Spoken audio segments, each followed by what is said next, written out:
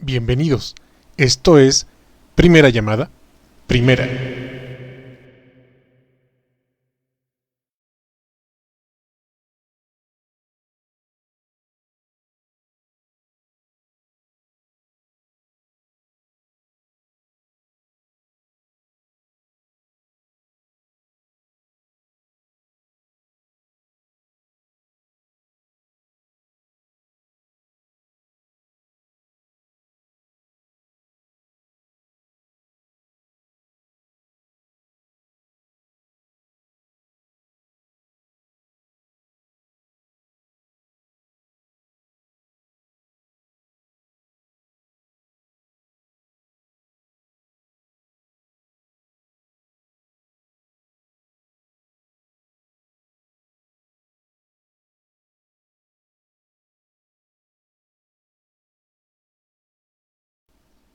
Esto es Segunda Llamada.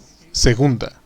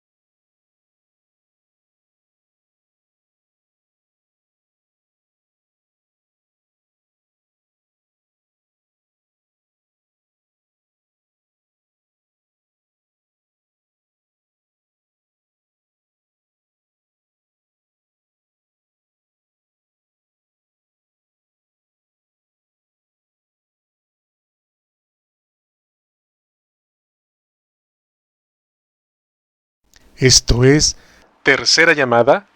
Tercera Llamada. Sean todos bienvenidos. Principiamos.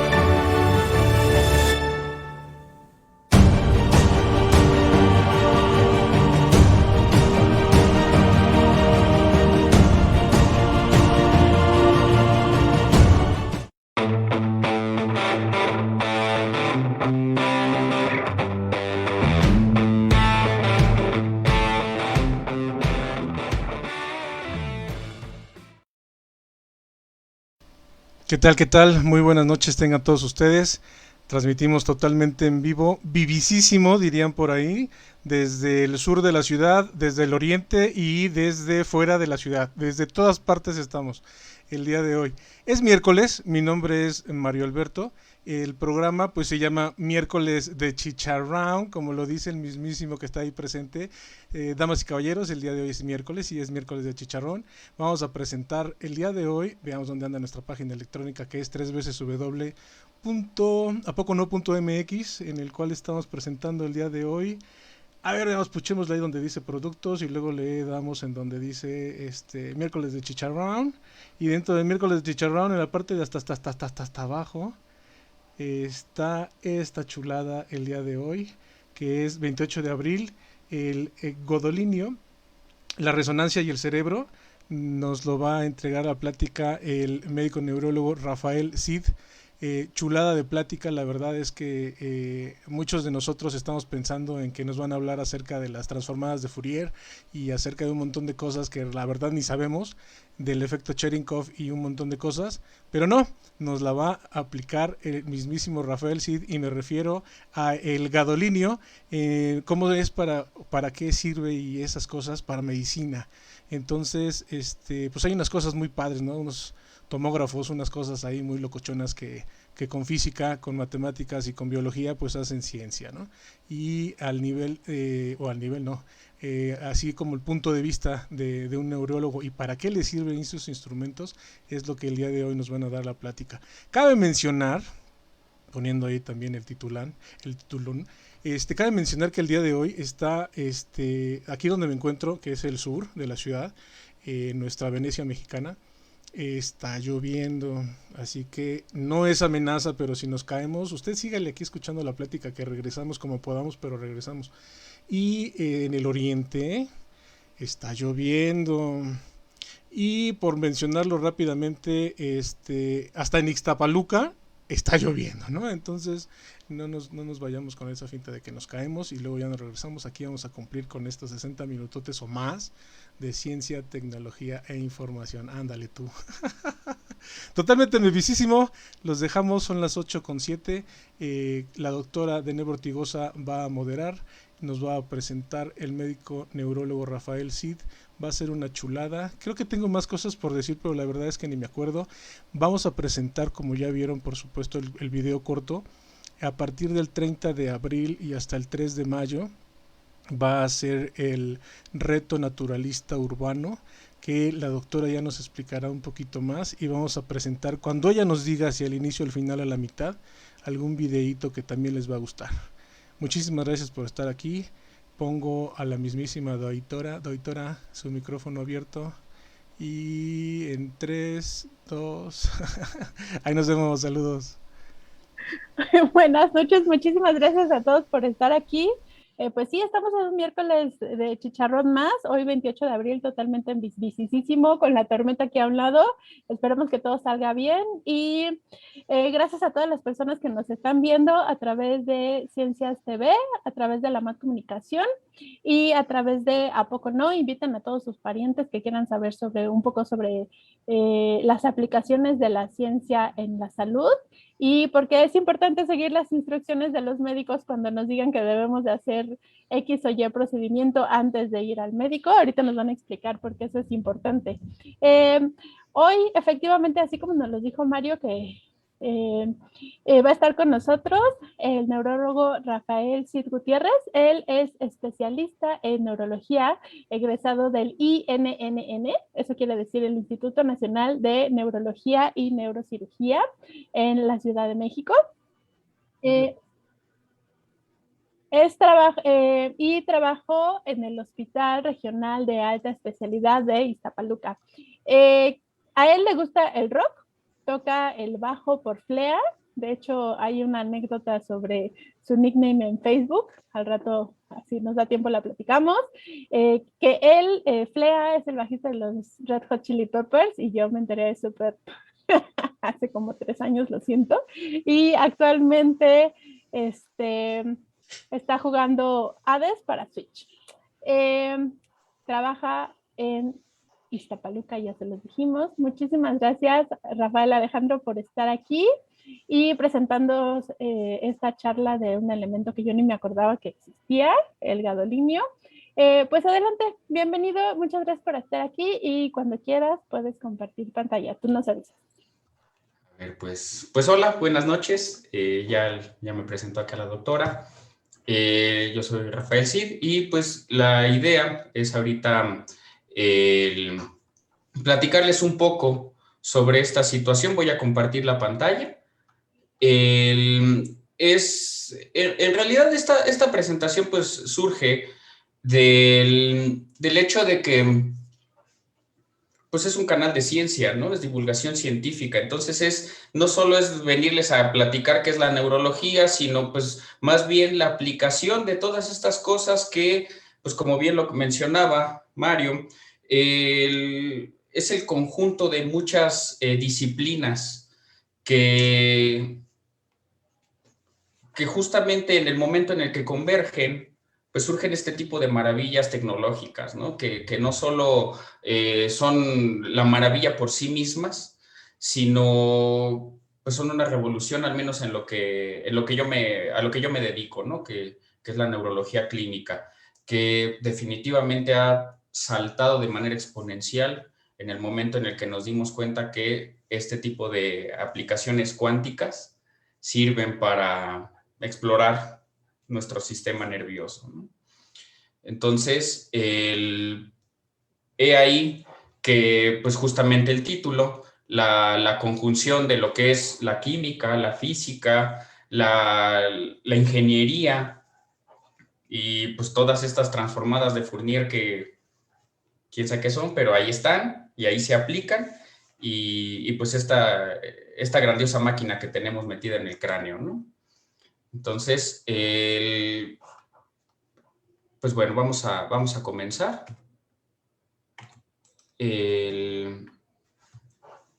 Tenemos que partir del hecho de que conocemos este tipo de instrumentos, ¿no? Entonces, haremos la comparación de lo que es el tomógrafo, que es un dispositivo que se utiliza para obtener imágenes de cualquier parte del cuerpo y está basado en rayos X y de una manera muy similar, no en cuanto a funcionamiento, pero sí en cuanto a aplicación, pues tenemos la resonancia magnética, ¿no? Entonces, pues, ¿qué es esto de las tomografías? Pues vamos a ver algo de historia, ¿no? No es que yo sepa, y eso también quiero dejarlo claro, pues mi aplicación es otra, pero siempre está bien salirte un poquito de tu zona de confort, y pues justamente es hablar de historia, hablar un poco de física, hablar un poco de química y hablar un poco de lo que sí sé. Entonces, ustedes disculpen si hay algunas imprecisiones en algo de la información, pues, pero bueno, de todos modos tenemos las bibliografías y cualquier cosa, pues estamos aquí al pendiente para cualquier duda. Entonces, pues tenemos que partir del hecho de que se inventó, en parte descubrimiento, en parte invención, las radiografías, que es un método de imagen a través de radiación que se imprime sobre una placa y te permite ver distintos tejidos dependiendo de cómo se va absorbiendo esta radiación. Y pues bueno, todos hemos visto una radiografía, ¿no? Y ese es el principio básico con el cual trabajaron. Y esto pues fue inicialmente descubierto pues, a principios del siglo pasado. Se vio que se podía utilizar este tipo de instrumentos para ver el interior de los objetos, no como las aplicaciones estas del celular de rayos X, sino esta sí es de a de veras, ¿no? Sin chapuza. Pues Radón pues lo describió. Ya después empezaron a tener aplicaciones médicas cuando se empezaron a ver justamente estas situaciones de las radiografías. Hasta los 60 fue cuando empezó toda esta revolución diagnóstica. Y un parteaguas surge en los 70s con este personaje, Hounsfield, que lo empezó a aplicar porque, bueno, el principio en el cual trabaja este tipo de situaciones, de instrumentos, es que una tomografía se basa en los rayos X y en el procesamiento de una computadora para obtener imágenes. Se descubrió, y esto es el trabajo de Hounsfield, que pues tomar muchas imágenes de manera seriada desde distintos puntos, obviamente con la magia de la tecnología, lo metes en una computadora y la computadora te dice, pues mira, aquí todo esto que tú metiste de información, esto significa. Y pues, es una reconstrucción tomográfica de de los distintos tejidos, de cómo van absorbiendo los rayos. Entonces, es esta primera aplicación, y a partir de los 70s empezamos a ver que ya se empieza a aplicar de una forma generalizada.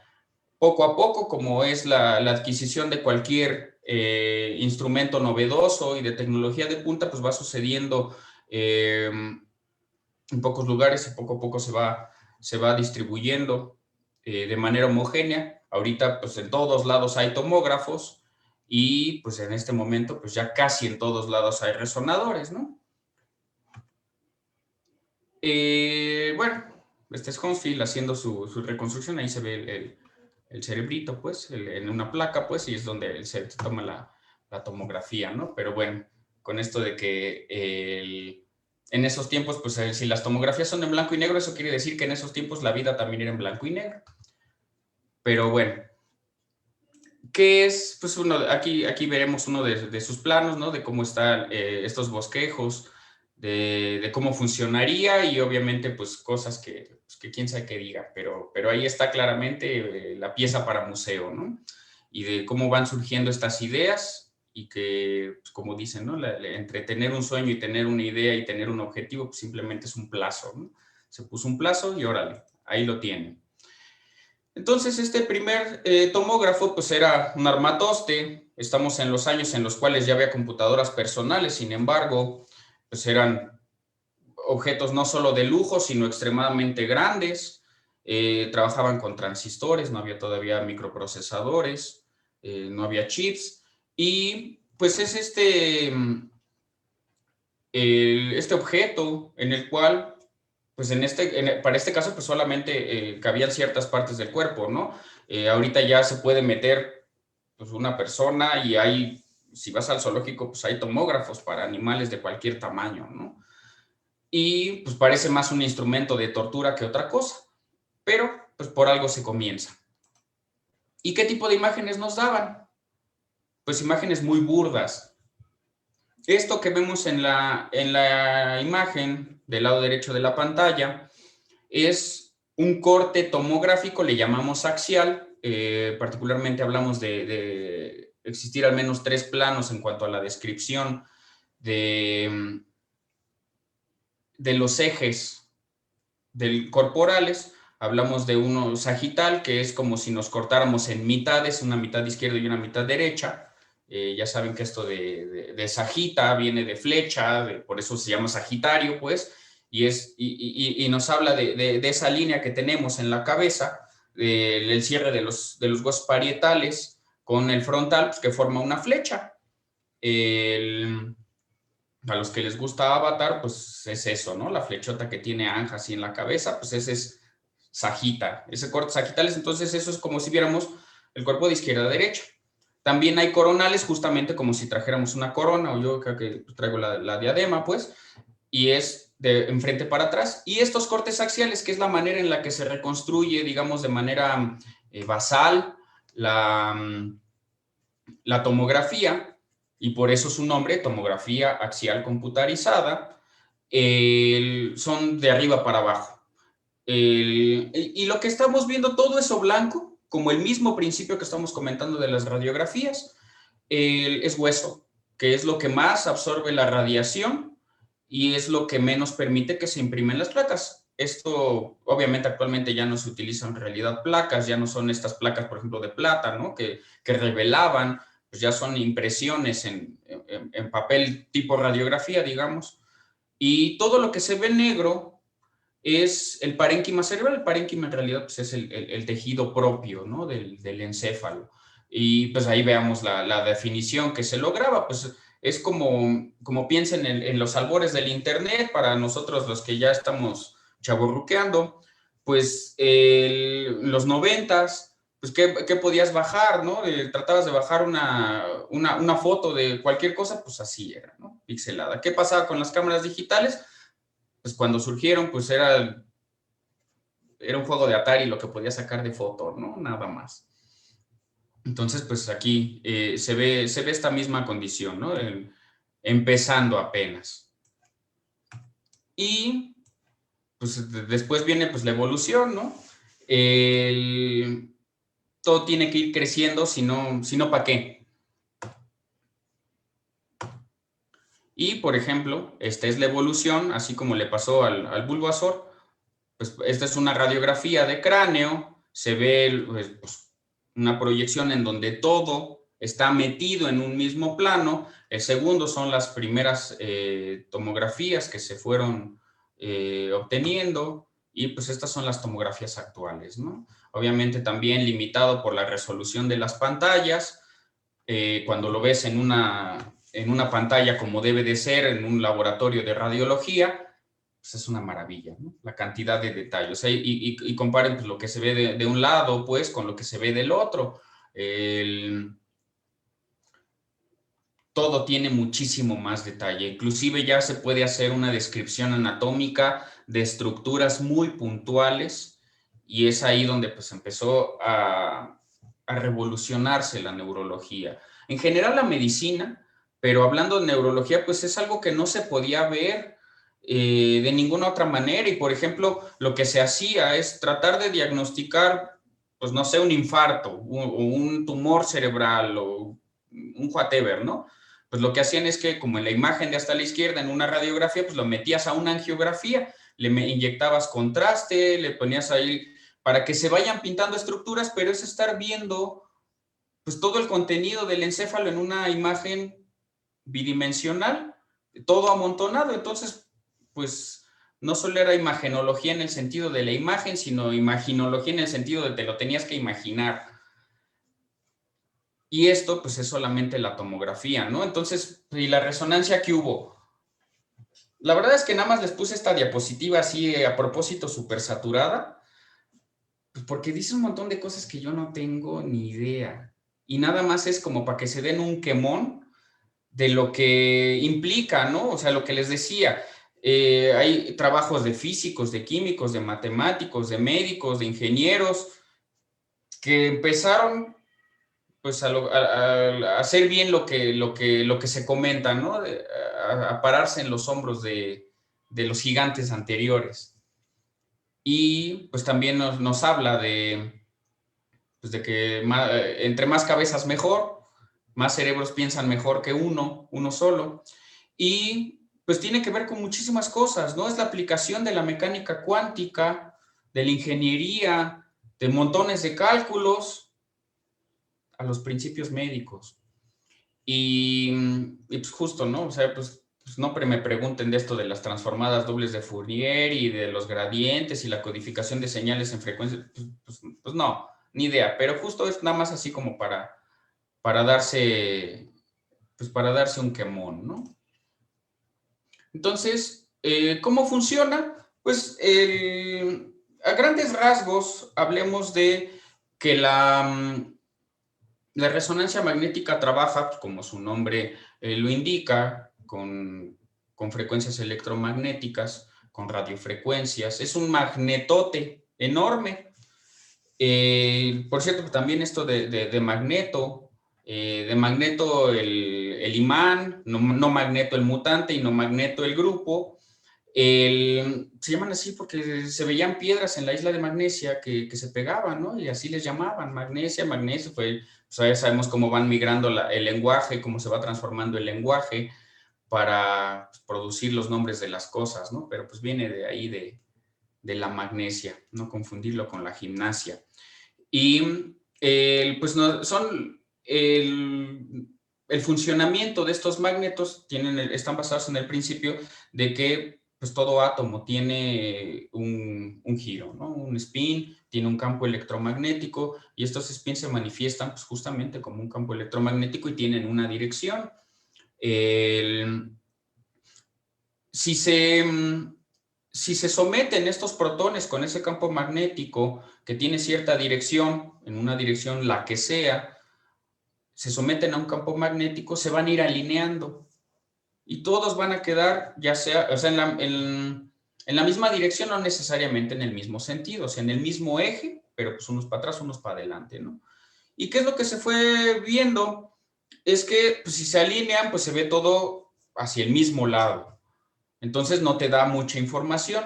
Pero si en ese momento interfieres ese campo magnético con una frecuencia de radio, con otro tipo de frecuencia electromagnética, vas a generar que se vayan moviendo las moléculas. Si estaban alineados los protones hacia un sentido, vas a hacer que se alineen hacia otro sentido, pero vas permitiendo que vaya habiendo cierta alternancia. Y esa alternancia va permitiendo que las imágenes se vayan contrastando porque ese coeficiente, llamémosle magnético, no sé si sea correcto, pues, pero es distinto para cada tejido. Entonces, el hecho de estar interfiriendo con la señal de manera intermitente permite ese contraste en las imágenes y obtener pues este mayor detalle, ¿no? Entonces, de ahí surge, ¿no? Ese principio. Entonces, vamos a ver. Obviamente aquí también les voy a poner, en inglés sería el scientific blabberish, que será como el guaraguara científico, tal vez. O sea, es como de estas cosas con las que sale el Iron Man a decirte sí, claramente, y te menciona cuántico, relativista y científico en la misma frase varias veces y ya te mareo, ¿no? Entonces, pues nomás échenle. Aquí pensaremos que son unos electrones que tienen una dirección, y pues acá está la explicación. Yo sé que aquí también hay científicos de a de veras que entienden estas cosas. Bueno, pues ahí lo leen, me lo platican.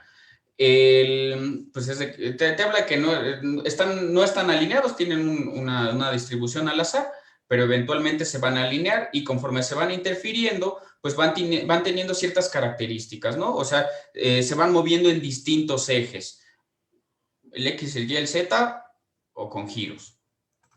Entonces, pues es el spinning top, pues es justamente estos conos que generan un campo electromagnético conforme van girando, ¿no?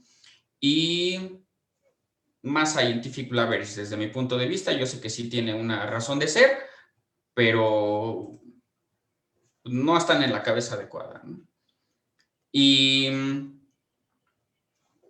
este más o menos, digamos que es el principio, ¿no? Se va estimulando los protones, los átomos en un sentido, se van interfiriendo en otro, pero se tienen antenas en las cuales se va a recibir la señal de manera longitudinal y de manera transversal, y eso te va a dar distintas características en la imagen.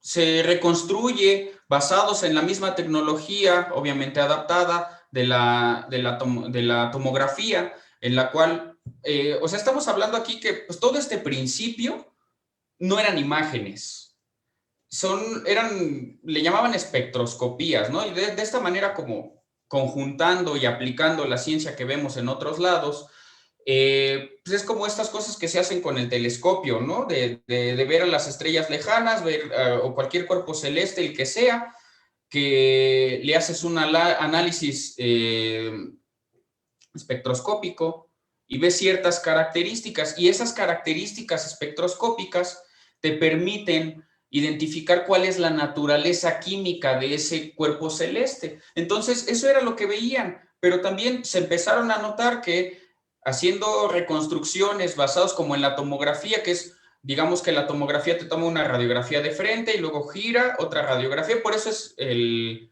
Gunther, me parece que se llama, ¿no? Este círculo en donde te meten para hacer la reconstrucción de la imagen, va girando. Entonces es como te toman una radiografía así, otra en diagonal, otra así, como digamos en todas cada grado, ¿no? Por ponerle un número. Y al terminar el círculo se reconstruye y pues se trabaja esa imagen.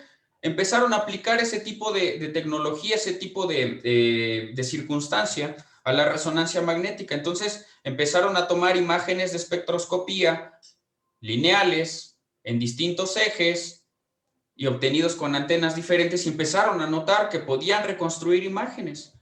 Y es ahí de donde sale todo esto, ¿no? Entonces te da un detalle extraordinario. La definición, no sé exactamente cuál es el término, pues, pero digamos que aterrizado, la definición de una resonancia magnética se habla en la resolución del aparato, se hace en teslas. Entonces, un resonador chafón, digamos, o posiblemente viejo, que ya es chafón, pues eran 0.5 teslas, ¿no? Ahorita normalmente tenemos de 1.5, que son los que más comúnmente se tienen en los laboratorios de gabinete o en los hospitales, pero ya tenemos aparatos que ven 7 teslas, ¿no? O sea, unos magnetos enormes que inclusive no puedes entrar ni con amalgamas por la fuerza que tiene ese magneto, pero te dan detalles de paredes celulares, ¿no? O sea, ya ese grado de cosas ahí, ya inclusive va a llegar un momento en el cual ya no necesitemos hacerle biopsias al cerebro, porque vas a poder ver la celularidad del parénquima desde una resonancia magnética. Y eso pues pensando que esta cosa tiene pues, 50 años, ¿no? Como mi hermana, que ya la van a vacunar, ya tiene esa edad, pobrecita. Entonces, te da un detalle increíble, ¿no? Y esa es la maravilla de este aparatejo. Se ve re bonito. Y se ven cosas que la tomografía no te da.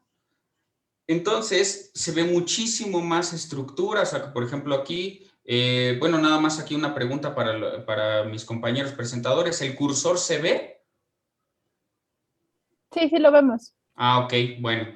Entonces, pues este es la grasa subcutánea, el cráneo se ve negro, y esto es, pues la sustancia gris se ve gris, y la sustancia blanca se ve blanca. Por ejemplo, pues esto es el cuerpo calloso, ¿no? Aquí es la parte posterior del cuerpo calloso, estos son los ventrículos. Entonces te da una cantidad de detalle pues, que ningún otro aparato, ¿no? En cuanto a diagnóstico de imagen cerebral. Y hay distintas secuencias, dependiendo de cómo se obtienen, el T1, T2, el FLAIR, el eco de gradiente, la difusión, el coeficiente de difusión aparente, espectroscopías, que actualmente las utilizamos todavía. Entonces, esto, pues, por ejemplo, es un T1, ¿no? Que se ve muy similar a la tomografía, nada más que no sirve para ver hueso, sirve nada más para ver tejido, pues. Y te marca claramente una distinción entre el tejido graso, como lo que contienen las células, como el tejido líquido, ¿no? Esto, por ejemplo, es un T2 y se ve invertido, el líquido se ve blanco, la sustancia blanca se ve oscura, la sustancia gris se ve más clara. Todo esto que cubre negro al encéfalo, pues es hueso que tampoco se ve, y el resto es tejido celular subcutáneo en la piel cabelluda. Entonces, pues hay distintas secuencias. Por ejemplo, es una densidad de protones, se ve menos detalle, pero pues te permite ver pues grasa, ¿no? Tejido graso. Aquí, por ejemplo, en esta secuencia que se llama STIR, se quitan ciertas frecuencias que tienen que ver con grasa. Por ejemplo, este es un ojo, aquí se ve, pues, por ejemplo, lo estamos viendo desde los pies, ¿no? Entonces, el lado izquierdo de la pantalla es el lado derecho del paciente. Y aquí se ve, pues, el ojo derecho. Se alcanza a ver, pues, inclusive ahí el cristalino, ¿no? Y del otro lado, detrás del ojo, en la órbita, dentro del hueso, tenemos, pues, grasa que rodea los músculos, los nervios. Y si quitas esa grasa con la magia de la tecnología, pues, por ejemplo, aquí se hace evidente un tumorzote, ¿no? Que tiene ahí en la cavidad orbitaria. Son cosas que no se ven con otro método. Y esa es también, pues, otra de las maravillas que tiene este aparatejo. Dependiendo de cómo vas obteniendo las imágenes, es el tipo de detalle, el tipo de tejido, el tipo de características que ves. Y bueno, pues qué huele, ¿no? Ya no era gadolinio, pues eso es lo que viene, ¿no? El gadolinio, pues miren, la Santa Wikipedia, obviamente buscado en el San Google, ya nuestros santos, como diría Neil Gaiman, ¿no? Ya son nuestros propios American Gods, ya son unos dioses nuevos, diferentes. Pues el gadolinio, GD, su número atómico 64, es un metal aunque también depende a quién le preguntes, ¿no? Pues los físicos a todo lo que no es hidrógeno o helio y es metal. Entonces, bueno, pues esto también es metal. Si me preguntan, Meshuggah es metal. Pues dicen que se parece al calcio y tiene un diámetro muy similar al calcio ionizado, Ca2+, el gadolinio, Gd3+. Y entonces compiten por ciertos receptores, entonces hay en muchos lugares, sitios donde se pueden pegar. Y pues esa es la utilidad, ¿no? Es un medio de contraste, obviamente está con ciertas sustancias que se llaman quelantes, ¿no? Que lo permiten transportar, que los atrapan. Otro tipo de scientific leverage de los cuales no les podría hablar, pero nosotros le llamamos gadolinio o contraste para resonancia magnética. Y pues lo van captando ciertos tejidos sí, ciertos tejidos no, y tiene que ver mucho con el proceso de, por ejemplo, de inflamación, ¿no? Que es de las cosas que más resaltan. Ahora, por ejemplo, del lado izquierdo de la pantalla tenemos una imagen de resonancia magnética, esto es un T1, y vemos en el lóbulo temporal del lado derecho, pues ahí algo que lo está deformando. Omitiendo pues el resto de detalles, ¿no? Vemos esa imagen redondeada, regular, de bordes bien definidos, de un contenido que parece líquido, homogéneo, que desplaza estructuras y deforma toda la anatomía de esa estructura, ¿no? ¿Y qué vemos cuando le pasamos gadolinio? Brilla la zona que está inflamada o la zona que tiene una mayor reproducción celular. O sea, en este caso, pues hacemos lo que en medicina llamamos el diagnóstico diferencial, ¿no? Que es el buscar a qué se parecen las cosas basados, pues en este caso en imagen. En cuanto yo a mi chamba, pues es en cuanto a características clínicas, en cuanto a detalles de la exploración, pero aquí estamos pues, viendo exclusivamente imágenes, ¿no? ¿Y qué vemos? Pues que es una imagen redondeada que contrasta en anillo. Entonces, pues puede ser un absceso, puede ser un tumor. En este caso, en particular, están hablando de un paciente que tiene cáncer de colon. Entonces, pues esto es una metástasis, lo más seguro, ¿no? Una diseminación a distancia del tumor que tiene en la tripa. Y ese es lo que hace el contraste, ¿no? Ese gadolinio. Ahora, pues, otro ejemplo, ¿no? En distintas manifestaciones de la resonancia magnética. La primera es una difusión. Se ve hiperintensa aquí las distintas intensidades de blanco. Se llaman, por ejemplo, esto que es más blanco que el resto del parénquima se llama hiperintenso. Se ve esta imagen redondeada, hiperintensa en el tálamo del lado izquierdo. El B es una secuencia de Flair, que es un T2, pero con el líquido negro te permite ver ciertas estructuras con mayor detalle. En un T2 se ve, pues aquí pero este es un corte coronal, estamos viendo, este es el lado izquierdo, este es el lado derecho, pero visto de los ojos para la nuca, ¿no? Aquí son cortes sagitales, aquí está la cara, esto es la nuca, aquí se ve el cerebelo, y pues se ve ahí el llegue que tiene. Y si le metes contraste, se ve ahí como realza. O sea, es una imagen que realza contraste. Entonces, o está inflamado, está infectado, tiene una mayor irrigación o tiene una mayor celularidad. Y aquí se ve pues, como ese realce en anillo allá en los cortes axiales nuevamente, ¿no? Otro ejemplo de cómo se van viendo imágenes, ¿no? O sea, por ejemplo, la vemos aquí, esta imagen, cuando le metes contraste, pues cómo cambia. Pero no solo eso, fíjense cómo estos puntitos que se alcanzaban a ver se ven, pero estos otros que no se veían ya se ven. Entonces, es eso, te hace evidentes, por ejemplo, aquí en la región parieto-occipital, pues parietal, del lado izquierdo, imágenes que no se notaban. Entonces, son ese tipo de cosas, ¿no? O sea, por ejemplo, acá se ven dos estructuras más o menos similares, le pasas contraste, como diría mi tío, ¿no? Ya cambia y ya varía. Se ve muy distinto. Entonces, son más herramientas para hacer diagnóstico. Y en lo que a mí respecta, pues justamente esta es la maravilla de todo esto, que nos ha permitido ver el cerebro desde otra perspectiva, con otro tipo de detalle, afinar diagnósticos. Han surgido muchos diagnósticos que antes no existían, que se englobaban dentro de otros porque clínicamente se parecían, aunque se comportaran de manera diferente, pero ya podemos saber qué es. Y ya inclusive hay enfermedades que dependen totalmente el seguimiento, el diagnóstico, las respuestas al tratamiento con las resonancias magnéticas. Por ejemplo, la esclerosis múltiple, pues también con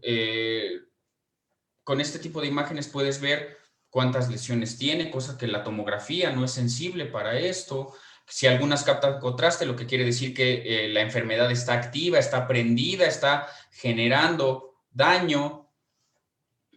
Puedes ver la temporalidad de las lesiones dependiendo de qué tan brillantes están. Y son enfermedades que pues anteriormente no se podían diagnosticar de otra forma, o los métodos no eran lo suficientemente sensibles, y ahora pues los criterios diagnósticos están basados casi en su totalidad en la resonancia magnética, porque, pues porque ya es una ventana a un mundo que no conocíamos. Y pues esa es la gran maravilla, ¿no?, que tienen este tipo de cosas.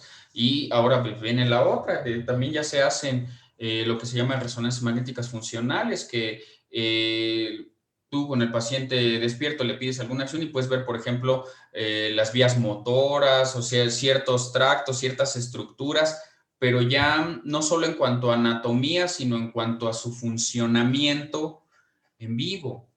Entonces, es una maravilla. ¿Sí? Por ejemplo, pues aquí vemos otro tipo de lesiones que carecen de ciertos detalles, con algunas reconstrucciones de la resonancia, pues se ven muy distintas, ¿no? Conforme le vas pasando gadolinio. Ahora, también pues, se va depositando en ciertas estructuras, como los núcleos dentados, como el cerebelo, los núcleos de la base. En ciertas estructuras cerebrales no se sabe todavía mucho del significado de esto, pero sí se ve que a la larga puede generar ciertos trastornos, de modo que pues hay que, como todo, ¿no? Hay que tratar de exponerse lo menos posible, y pues hay ciertas condiciones que sí se han llegado ya a describir como que pues no son del todo inocuas. Se piden ciertas características para poder realizar alguno de estos estudios, independientemente de no tener nada ferromagnético, porque pues, es un magnetote al que te vas a meter. Por ejemplo, una función renal adecuada, ¿no?, que es la que se encarga de eliminar mucho de este fármaco. Entonces, pues estas son estructuras en las cuales se van haciendo resonancias conforme se van repitiendo y se van viendo que van brillando cada vez más.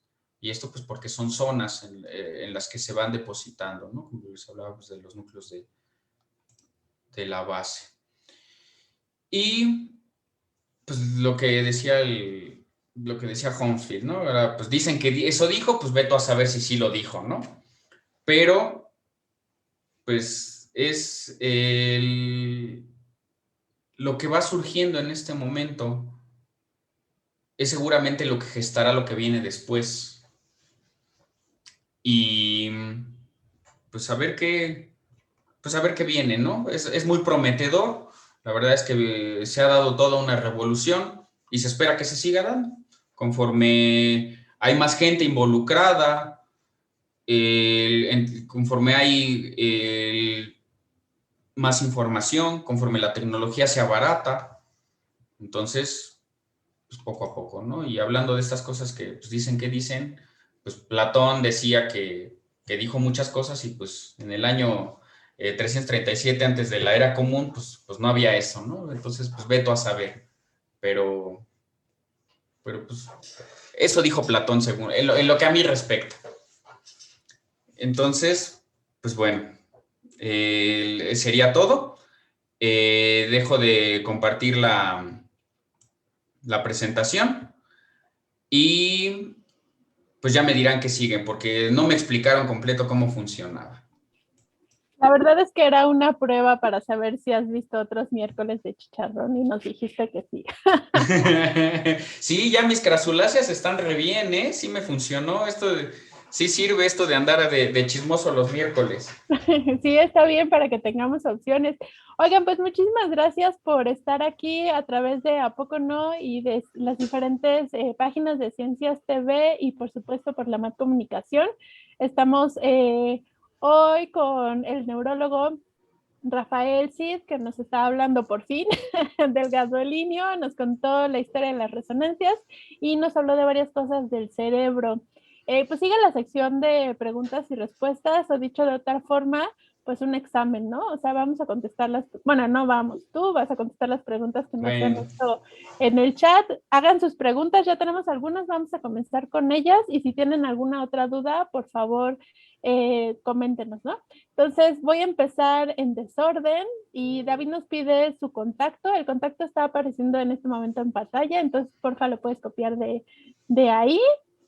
Cualquier otra duda también la podemos resolver por el chat. La gente está impresionada por la parte que nos comentaste sobre las amalgamas, ¿no? De magneto gigante y yo ya me imaginaba así mis amalgamas saliéndome de la boca. Sí, no, de hecho, ni me preguntes de eso, porque sí ha habido tragedias en los hospitales, ¿no? Sé si es bien conocido que se meten así con la silla de rueda y pues es puro metal cuando está prendido. Cuando está el foco rojo que dice no se meta.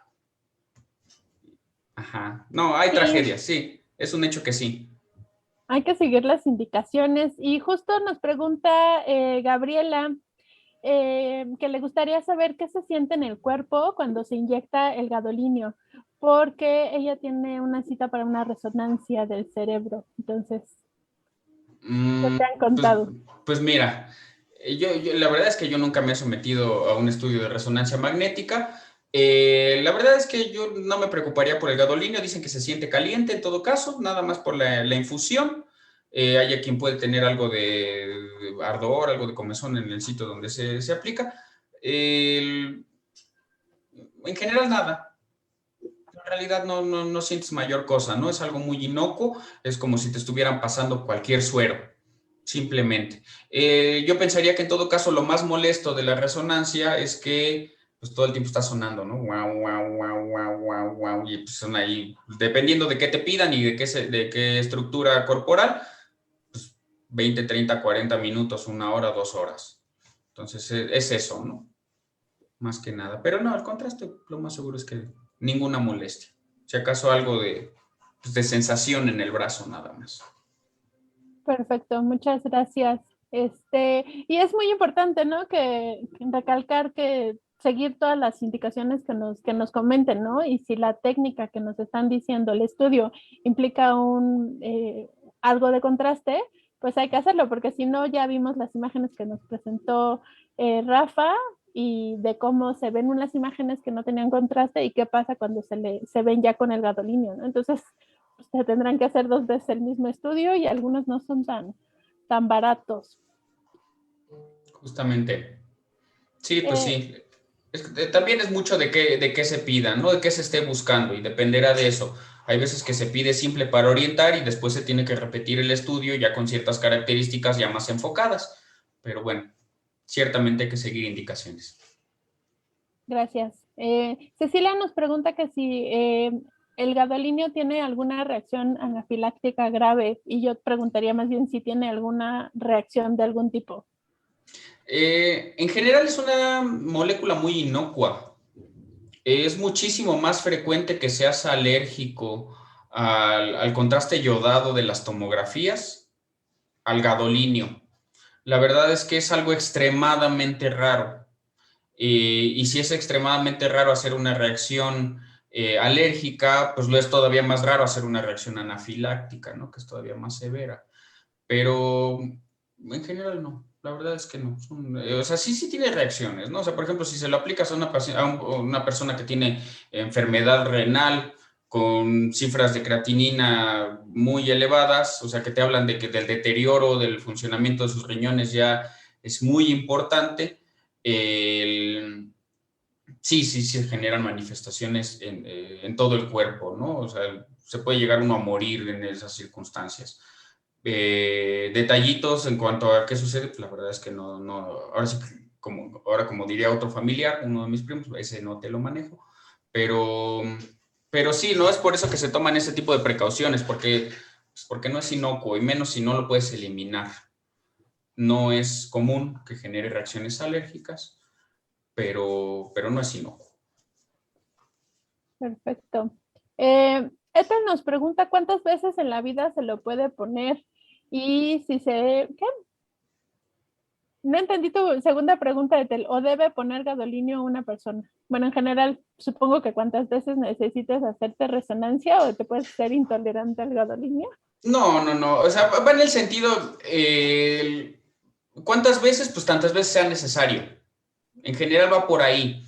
Porque, o sea, sí se han visto cambios, ¿no? Esto que les comentaba de que se va depositando en ciertas estructuras, de ahí a demostrar que tenga algún daño o que realmente genere alguna distorsión en la anatomía o que genere alguna distorsión fisiológica, pues hasta donde yo tengo entendido, no. Y esto también basado, por ejemplo, algo que yo veo demasiado frecuentemente, son los pacientes que tienen esclerosis múltiple, como les comentaba, y esos son pacientes que se les hace una resonancia con gadolinio cada 6 meses o un año, y con las técnicas actuales de tratamiento, pues su expectativa de vida es prácticamente normal. Entonces son enfermedades que le dan a jóvenes. Si te dio a los 20, 30, 40 años y te vas a morir a los 80 y te estás haciendo una resonancia anual, pues quiere decir que aunque se llegue a depositar, es bastante bien tolerado y bastante inocuo, aunque bueno, contrastando con la respuesta previa de no es inocuo, bueno, no en cantidades extraordinarias o bajo ciertas condiciones,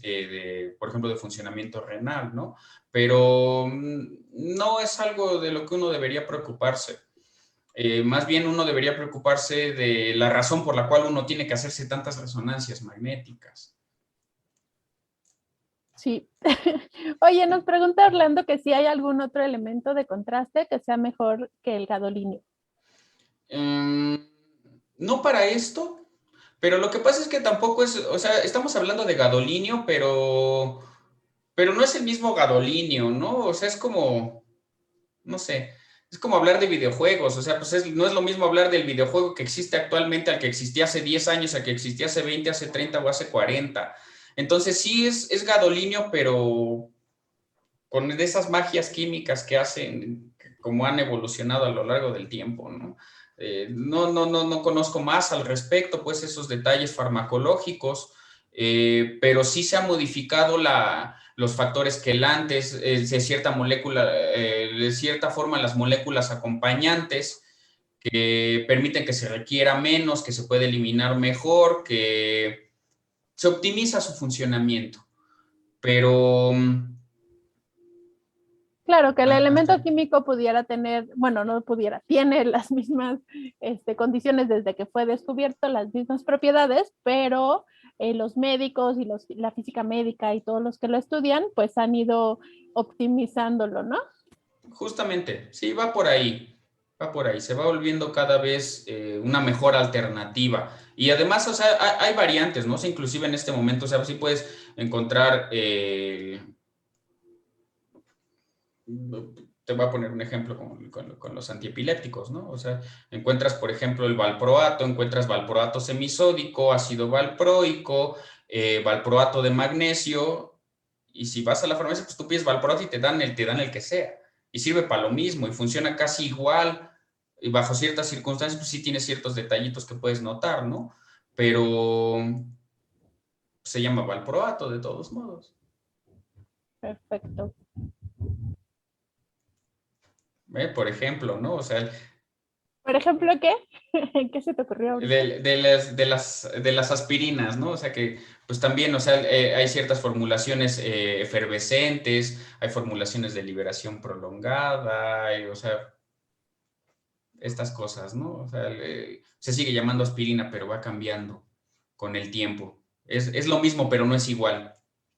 Ok. Oye, había una pregunta que si lo aplican en diferentes partes del cuerpo de acuerdo al lugar en donde se desea hacer el estudio, es decir, si va a ser el estudio en la cabeza, ¿se te aplica en la cabeza o más bien podrían hacerte una tomografía en todo el cuerpo? No, de hecho, si quisieras hacerle una resonancia corporal, que bueno, se va haciendo por segmentos por cómo funciona el aparatejo, ¿no? Pues, pero si quisieras hacer una resonancia, pues más bien lo que vas viendo, o sea, siempre es un suero como cualquier suero. O sea, ya sea que tengas, o sea, estés hospitalizado y tengas un catéter y se utilice ese catéter, pero pues normalmente es en el brazo como cualquier suero. Entonces te lo administran y más bien ahí el corazón es el que se encarga, porque ahí tú lo vas a meter a la circulación venosa, de la circulación venosa va a llegar al corazón y del corazón se va a distribuir a todo el cuerpo. Entonces más bien ahí lleva ciertas características en cuanto a la realización del estudio, que es ciertos tiempos, ¿no? O sea, fases tempranas, fases medias, fases tardías, fases de eliminación, que te permiten ver pues, detalles en ciertas estructuras, pero el sitio de aplicación es el mismo y el corazón se encarga de mandarlo para todos lados. Perfecto, para irrigar. Oye, se nos acaban las preguntas sobre el gadolinio, la resonancia y el cerebro, pero tenemos una pregunta de David que quiere hacerte una pregunta relacionada con el cerebro. ¿A qué hora es recomendable estudiar para aprender mejor? ¿Influye la hora del día? Pues mira, hay quien trabaja de día y hay quien trabaja de noche. Es una cuestión evolutiva, ¿no? Así como hay gente que se duerme temprano y se para muy temprano, hay gente que se duerme muy tarde y se para muy tarde. Y es una cuestión evolutiva, adaptativa, porque pues alguien tenía que quedarse a cuidar en las noches. Más que una hora en particular del día que sea recomendado, yo te recomendaría que pues más bien uno estudie en el momento en el que considera más adecuado, haciendo a un lado pues cualquier otra condición de trabajo, de escuela, de procrastinación, de lo que sea, ¿no? Pero lo que sí es que dentro de los procesos que mejoran la memoria es, o sea, independientemente de una vida saludable y estas cosas que nos van a decir los papás, es dormir. De hecho, el sueño afianza la memoria. Entonces, después de estudiar, lo recomendable es inclusive una siesta, por ejemplo, o ya de plano dormir, porque es el momento en el que toda esa información se va a acomodar, es cuando le das chance al bibliotecario de que empiece a acomodar los anaqueles. Entonces, va más en ese sentido, ¿no? El poner atención, dedicarte, en la memoria trabaja también por repetición, entonces es hacerlo, hacerlo, hacerlo, hacerlo y descansar.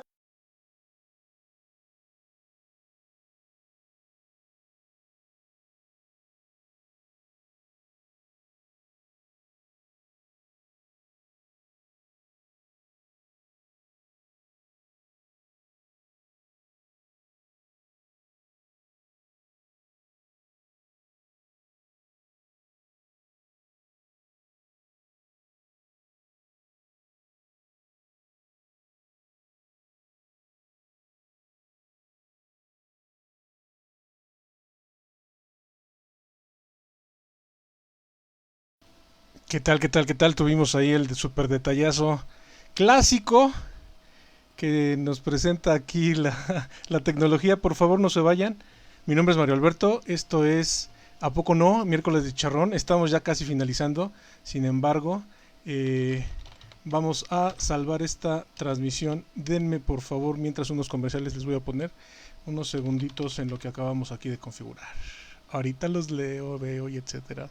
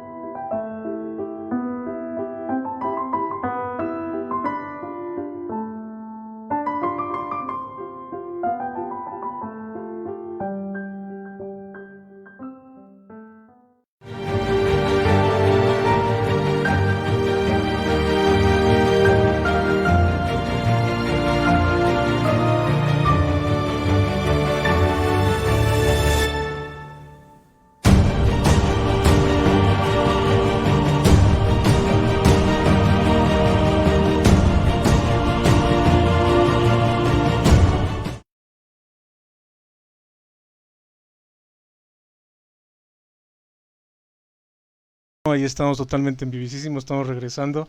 Ya nada más hago el último ajuste y listo. La vida tiene sorpresas, sorpresa te da la vida.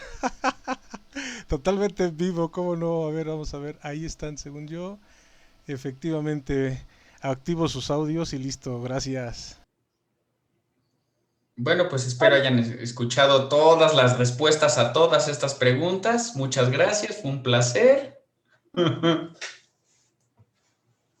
Muchísimas, sí, gracias. Estoy buscando las preguntas. Muchas gracias a todos. Nos empezó a llover. Ahorita les pongo el enlace donde estamos. Y hay una pregunta. ¿El gadolinio es lo mismo que el contraste yodatado?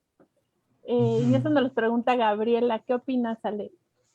No, el yodo se utiliza para las tomografías, el contraste con yodo, y el gadolinio se utiliza para las resonancias. De hecho, el gadolinio se llama contraste paramagnético y el yodo, pues más bien funciona de otra manera, ¿no? O sea, eso es para un estudio diferente.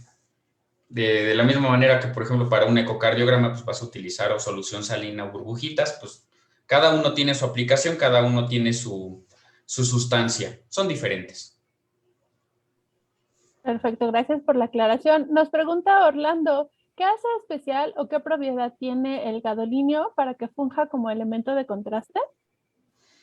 Su similitud con el calcio, como les comentaba, ¿no? O sea, se fija, dado su tamaño y sus propiedades físico-químicas, se fija estructuras que pues, tienen cierta afinidad por el calcio. Entonces, pues, tiene que ver pues, con ciertas estructuras y con ciertos procesos fisiológicos y fisiopatológicos, como puede ser la inflamación, la celularidad, la reproducción celular importante. Pero pues es un conjunto, ¿no? O sea, no solo es eso, pues, sino también cómo responde pues a estos campos electromagnéticos. Ok, voy a hacer la última pregunta, si no existen más preguntas en el chat, y quiero que por favor alguien me diga, Alejandro estaba contestándonos la pregunta de a qué hora es recomendable estudiar para aprender mejor cuando nos caímos. Entonces no sé si alcanzaron a ir todos los consejos de cómo sacar 10 en sus materias o no. Entonces si me confirman en el chat. Yo confirmo de una vez ¿En qué nos escucharon? en el momento en que me caí fue cuando decía acerca de que la gente, hay unos que podemos dormir de 2 de la mañana a 11 de la mañana y otros, eso no dijo, pero es mi ejemplo, y otros se acuestan temprano, se levantan temprano. Justamente ahí, papas. Adiós. Okay. Ah, perfecto. ¿Te acuerdas? Entonces, toda la explicación, ¿no? Pues, mira, hubiera yo prendido mi cámara, ¿no? Hubiera puesto a grabar. No, pues lo que les comentaba era justamente esa situación, ¿no? Que adaptativamente a lo largo de los 10,000 años que llevamos siendo humanos, seguramente desde antes, pues hay gente que es el early bird y el night owl, el que se despierta temprano y se duerme temprano y el que se duerme tarde y se despierta tarde porque pues alguien tenía que vigilar. Entonces, eso no tiene que ver con cuál es el mejor momento para estudiar. Eso va encaminado a hacernos ver que cada persona funciona de manera distinta y esa distinción pues es lo que te hará que trabajes mejor en las mañanas, en las tardes o en las noches y ya. O sea que realmente la sugerencia es más bien que duerman. Dormir es un proceso fisiológico en el cual se afianza la memoria. Entonces, hay pues distintas técnicas, pues. Esto de ir en vivo después de estudiar toda la noche y pasarte el examen, pues no te va a servir de nada, ¿no? Porque ni te lo aprendes, nada más terminas cansado y pues el sueño, el desvelo genera inatención, entonces estás muy distraído, es algo contraproducente. Entonces, pues lo conveniente es estudiar el tiempo en el cual todavía puedas concentrarte y después dormir. Hay quien lo hace, estudiar un rato, una power nap, una siestita breve, unos minutos y seguir estudiando. Entonces, es más recomendable y va más en ese sentido. De lo mejor es dormir mejor, dormir bien o dormir de manera intermitente, descansado, porque esos procesos de memoria se afianzan durante el sueño. Es el momento en el cual le das chance al bibliotecario de que empiece a arreglar todos los anaqueles. Entonces, va más por ahí. El momento del día, pues ese cada quien lo decidirá conforme a sus propios hábitos y conforme a las características individuales. Pero la recomendación médica, digamos, es dormir. A mí una cosa que quiero rescatar de la pandemia es que al cambiar estos horarios de trabajo para muchas personas, es que creo que cada quien descubrió a qué hora le gusta despertarse y cuándo rinde mejor, ¿no? Hay gente que se tenía que ir a trabajar y empezaba a trabajar a las 9 de la mañana y ya descubrió que a las 3 de la mañana es muchísimo más eficiente que temprano. Entonces, cada quien vea su ritmo y cada quien vea cuándo funciona mejor. Sí, sí, sí. Inclusive también pues mucha gente se empezó a ahorrar todo este tiempo de traslado, ¿no? Y si eres de los que vivía en el oriente y trabajaba hasta el poniente, pues esas 2 horas de traslado pues ya te las ahorraste y te permite funcionar mejor. Pues por muchas razones, ¿no? Cuestiones no solo biológicas, sino cuestiones sociales. Pero sí, o sea, definitivamente sí. Pues es que más bien estamos sometidos a ciertas condiciones económicas y culturales establecidas, pero para todos a rajatabla. Y pues es un hecho que todos somos únicos y detergentes, ¿no? Entonces, pues cada quien funciona de manera diferente. Inclusive, por ejemplo, ya que tocas ese tema, hay mucha gente que está en contra con fundamento científico con el cambio de horario. Aumenta mucho la depresión y los suicidios, porque estás distorsionando de manera artificial la forma en la que funciona todo ese ciclo circadiano, así a la de a fuerzas, ¿no? Es como, pues también si te la pasas viajando y estás cambiando usos horarios de manera continua, tiene repercusiones en el ánimo, en la atención, en la memoria y en tu forma de trabajar. Estás modificando artificialmente tus horarios. Entonces hay mucha gente que está en contra con fundamento, o sea, no es de me lo platicaron, ¿no? Está descrito, se han hecho estudios, pues. Y sí, pues tiene mucho que ver también con esto que comentas. Está súper bien porque ya salieron varias cosas que pueden ser su miércoles de chicharrón posterior. Póngalo en el chat que quieren oír. Y ahora sí, ya con la última pregunta, regresando al gadolinio, y antes de despedirnos, pregunta Gabriela que si en todas las resonancias se ocupa la misma cantidad de gadolinio o depende de que se quiera estudiar. Puede ser más o menos gadolinio, si eres niño menos, si eres adulto más. ¿Cómo va eso? Pues los medios de contraste sí vienen, ya son en ciertos frascos establecidos y son en ciertas dosis, ¿no? Pero sí, o sea, sí son cantidades distintas. Yo no le hago a la pediatría, pero es un hecho que se maneja de manera diferente, ¿no? Ahí todo lo pesan y todo lo calculan por kilos de peso. En adultos, pues todos dentro de cierto rango tenemos razonablemente la misma masa.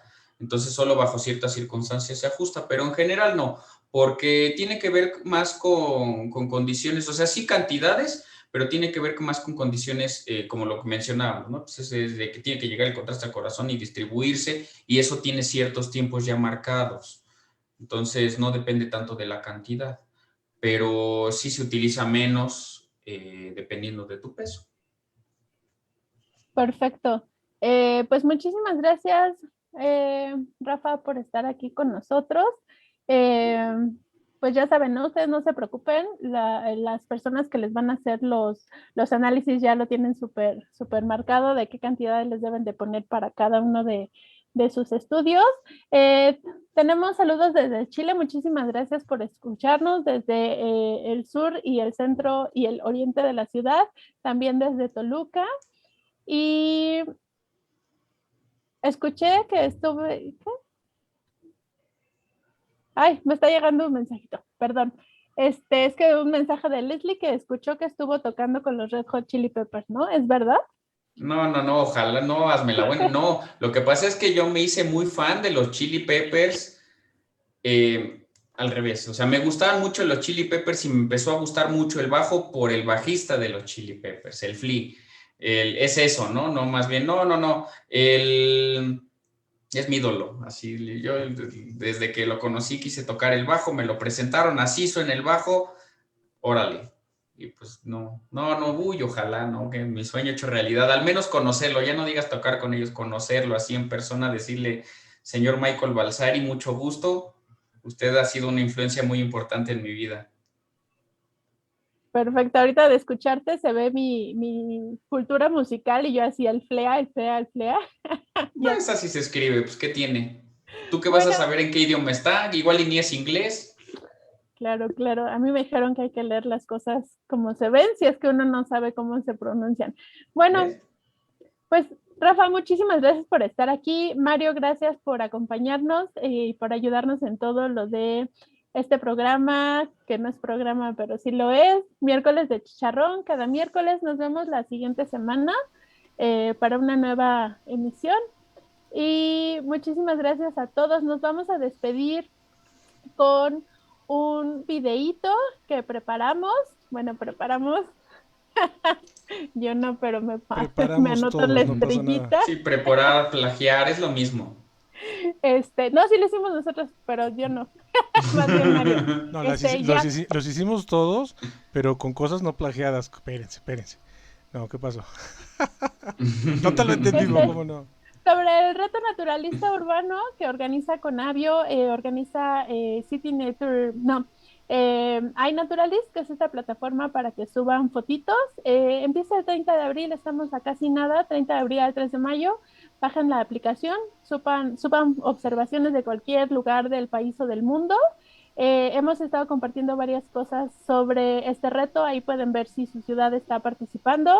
Y listo, muchísimas gracias, los dejamos con un saludo muy fuerte hacia Puerto Vallarta y esperemos que les guste el video. Muchísimas gracias, Rafa, por estar con nosotros. Buenas noches a todos y vámonos a cenar. Chao. Chao, gracias. Adiós.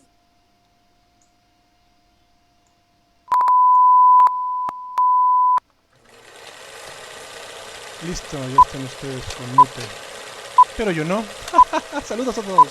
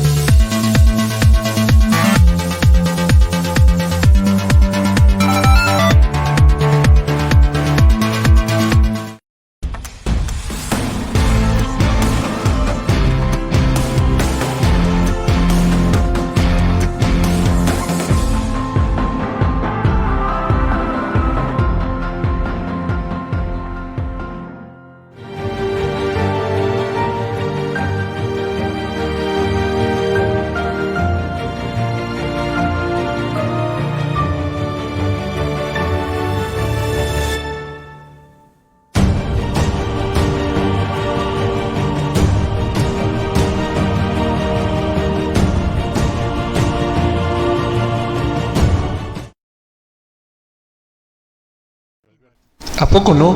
Comunicación de la ciencia. Conocimiento libre para todos.